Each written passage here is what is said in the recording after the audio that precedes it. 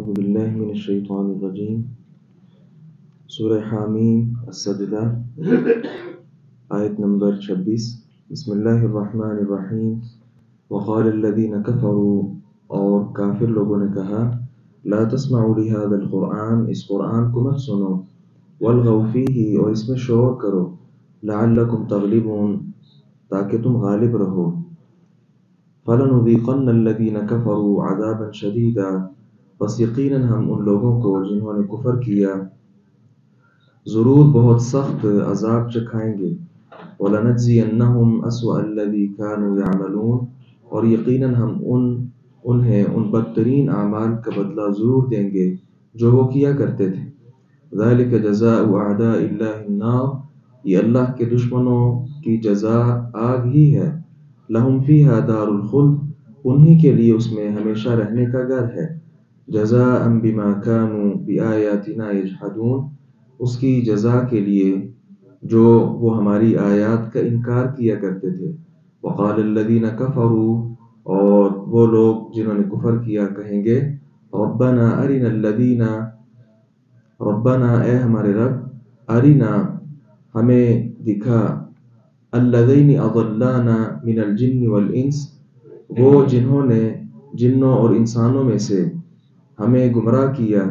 نجعلہما تحت اقدامنا ہم انہیں اپنے قدموں کے نیچے ڈال دیں لیکونا من الاسفلین تاکہ وہ سب سے نچلے لوگوں سے ہو جائیں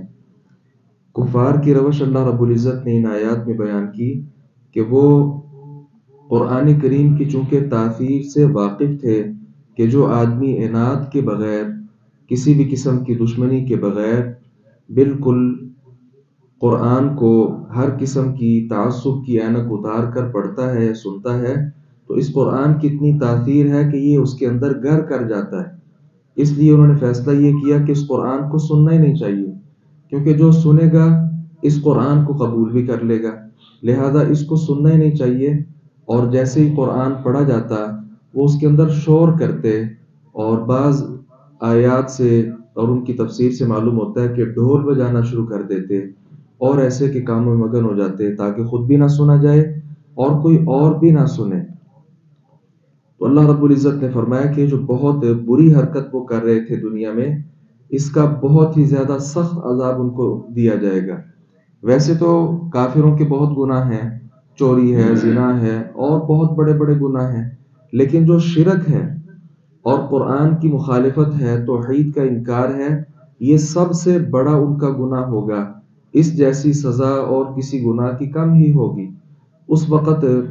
یہ کہیں گے کہ اللہ جن اور انسانوں میں سے جن لوگوں نے ہمیں برباد کیا تھا انہیں ہمارے حوالے کر دیا جائے اپنے قدموں تلے ہم ان کو رون دیں کیا مطلب کہ اس وقت دنیا میں انہوں نے ہمیں گمراہ کیا تھا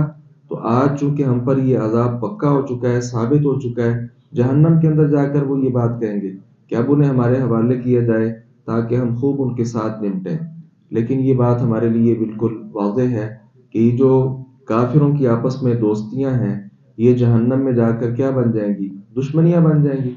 جو اہل ایمان کی آپس میں دوستی ہوا کرتی تھی یہی دوستی جنت کے اندر ہوا کرے گی اس لیے دوستی جو ہے وہ دیکھ کر انسان کو کرنی چاہیے ہر قسم کے آدمی کے ساتھ جو بالکل کفر کی طرف دعوت دے جو شرک کی طرف دعوت دے اسے اپنا دوست نہیں بنانا چاہیے اللہ تعالیٰ سے دعا ہے باری تعالیٰ حق بات کو سمجھنے اور اس پر عمل پیرا ہونے کی توفیق عطا فرمائے